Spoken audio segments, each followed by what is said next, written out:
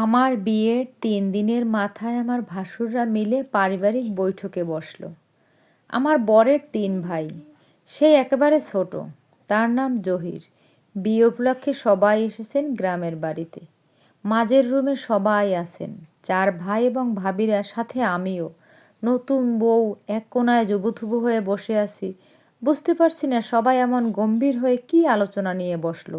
বিস্ময় নিয়ে তাকাচ্ছি সকলের চেহারার দিকে। আমার মতো আরও একজন অন্য কোনায় ভয়ার্ত চেহারা নিয়ে বসে আছে। তিনি আমার শাশুড়ি। শ্বশুরমশাই গত হয়েছেন অনেক বছর। সেজভাবি অনেকক্ষণ সেজ ভাইয়ের পেছনে খোঁচাখুচি করছে কথা শুরু করার জন্য। অবশেষে সেজ ভাই যে বক্তব্য পেশ করলেন তার সারমর্ম হচ্ছে, অনেক বছর আম্মা অর্থাৎ আমার শাশুড়ি মা সেজ ভাইয়ের কাছে ছিল। এখন তিনি বেশ অর্থকষ্টে আছেন, সুতরাং আম্মাকে আর রাখা সম্ভব হচ্ছে না তার কাছে। আমি আম্মার দিকে তাকালাম। তিনি ভাবলেশীন, যেমন আগে থেকেই জানতেন এমনই হবে। সেজ ভাইয়ের কথা একটাই। সেজ ভাই বললেন, অর্থকষ্ট কিসের? প্রতি মাসে আম্মার জন্য টাকা কি পাঠানো হয় না? মেজ ভাই ব্যাংকের বড় কর্তা, মেজ ভাবিও চাকরি করেন। ভাইদের জন্য তিনিই বেশ সচ্ছল। সেজ ভাই উত্তরে বললেন, আম্মার বয়স হয়েছে, সার্বক্ষণিক একজন দরকার হয় তার সেবা যত্ন করার। আমি তো অনেক দেখলাম, এবার আপনারা শহরে নিয়ে লোক রাখেন আম্মার জন্য। আমি গরিব মানুষ, আমার এত সামর্থ্য নেই।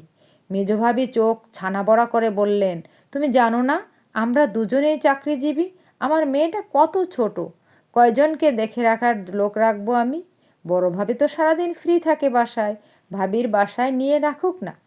ধনুক ঘুরে তীর বড় ভাবির দিকে ঘুরে যাবে। তিনি হয়তো বুঝতে উঠে পারেননি। ফ্রি? ফ্রি কী জিনিস? তোমাদের মতো ২-৪টা কাজের লোক পুষতে পারলে বলতে পারতে বড় ভাবি ফ্রি।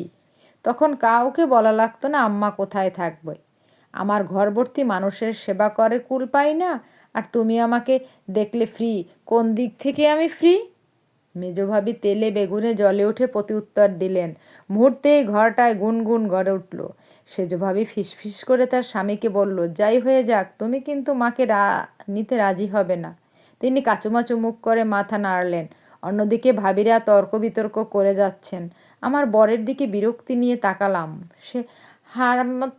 সে হাদারামের মতো দাঁড়িয়ে আছে। সম্ভবত কারো উপর কথা বলার অভ্যেস তার নেই। অবশেষে বড় ভাইরা সিদ্ধান্ত নিয়ে বললেন, আম্মা বৃদ্ধাশ্রমেই থাকুক, সেখানে দেখে রাখার লোক আছে। আমি আমার বরের দিকে আবার তাকালাম। সে নিশ্চুপ। যা বলার আমাকেই বলতে হবে। আমি মুখ ফুটে তখন শুধু বললাম, গলা পরিষ্কার করে একটা কাশি দিলাম আর বললাম, ভাইজান। সঙ্গে সঙ্গে ৭ জোড়া চোখ তাকালো আমার দিকে। আমার বরের চোখে বিস্ময়। আমি আবার কি বলে ফেলি? শুধু আম্মা আগের মতোই জানালার বাইরে তাকিয়ে আছেন।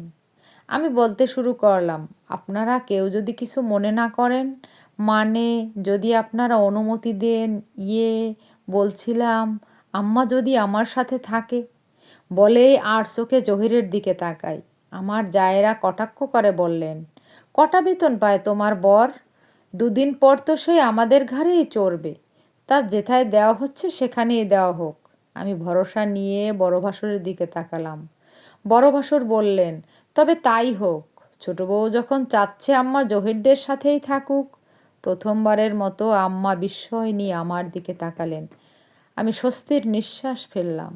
ভাইরা যে যার বাড়ি ফিরে গেল। আমার স্বামী ঢাকায় একটা ছোটোখাটো চাকরি করেন।